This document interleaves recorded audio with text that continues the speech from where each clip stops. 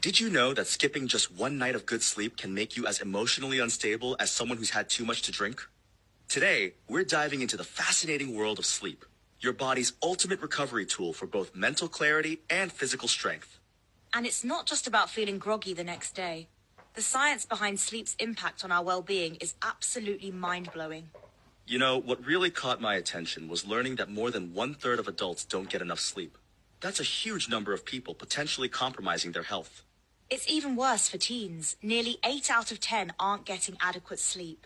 And this has serious consequences for both mental and physical health. Let's break this down. What exactly happens in our bodies during sleep that makes it so crucial for recovery? Well, during deep sleep, your body goes into what I call repair mode. It's actively rebuilding muscle tissue and producing growth hormones that are essential for recovery. That's fascinating. So it's not just about rest. Our bodies are actually doing serious work while we sleep? Exactly. And here's something interesting. Elite athletes understand this better than anyone. Take Tom Brady, for example. He's religious about getting to bed at 9 p.m. every night. Wait, 9 p.m.? That seems incredibly early. And LeBron James is known to get up to 12 hours of sleep. His teammates actually joke that he's either playing basketball or sleeping. But what about regular people who aren't professional athletes? How much sleep do we really need? Research shows that most adults need 7 to 9 hours of quality sleep per night. If you're regularly exercising, you might need to aim for the higher end of that range. And what happens if we don't get enough sleep? The effects are pretty dramatic. Studies show that insufficient sleep can reduce muscle protein synthesis and increase cortisol, a stress hormone that actually breaks down muscle tissue. So you're saying lack of sleep can actually undo some of our hard work at the gym? Absolutely. And it gets worse. Sleep deprivation significantly impairs athletic performance across the board, from strength to speed to skill control.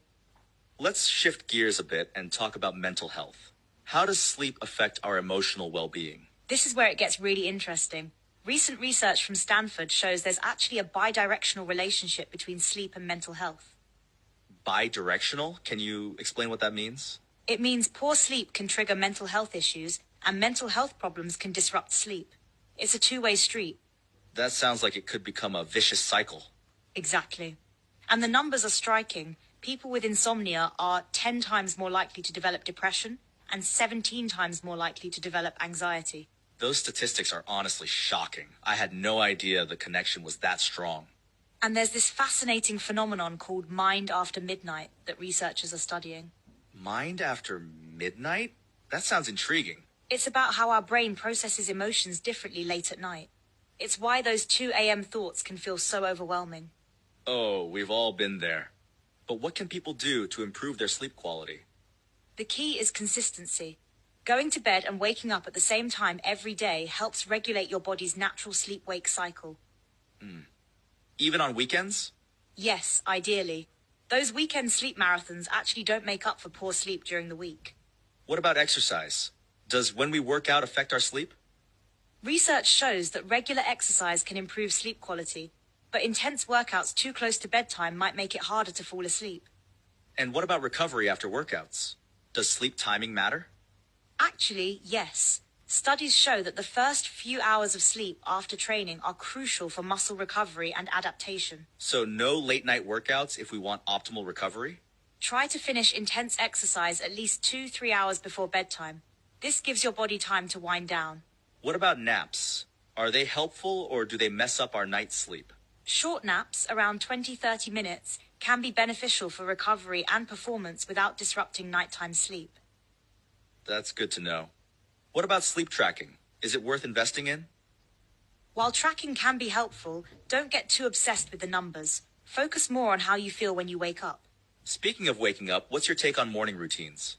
A consistent morning routine, especially exposure to natural light, helps regulate your circadian rhythm and improve sleep quality. And what about evening routines? Equally important, dimming lights and avoiding screens before bed helps signal to your body that it's time to wind down. Let's talk about stress. How does it affect our sleep? Stress can significantly impact sleep quality. It's one of the main reasons people have trouble falling or staying asleep. And poor sleep probably makes stress worse, right? Back to that bidirectional relationship. Exactly. That's why stress management techniques like meditation or deep breathing can be really helpful for improving sleep. What about diet? Does what we eat affect our sleep? Definitely. Heavy meals close to bedtime can disrupt sleep, and caffeine can affect sleep quality even 6 hours after consumption. 6 hours? That's longer than I thought. Yes, caffeine has a surprisingly long half-life in our bodies. It's why afternoon coffee can sometimes affect our sleep. What about alcohol? Some people think it helps them sleep. While alcohol might help you fall asleep initially, it actually disrupts your sleep cycles and reduces sleep quality. So what's the bottom line for our listeners? What are the key takeaways? First, aim for 7-9 hours of quality sleep each night. Consistency is key. Try to maintain regular sleep and wake times. And for those who exercise? You might need even more sleep, especially during intense training periods. Listen to your body. If you're consistently tired, you probably need more rest. What about mental health? Prioritizing sleep is one of the most powerful things you can do for your mental health. It's as important as exercise and nutrition. Any final tips for our listeners? Create a relaxing bedtime routine. Keep your bedroom cool and dark, and limit screen time before bed. This has been incredibly informative. I think we've all got some sleep habits to work on. Remember, good sleep is not a luxury, it's a necessity for both physical and mental well-being. And with that, we'll let our listeners get some rest.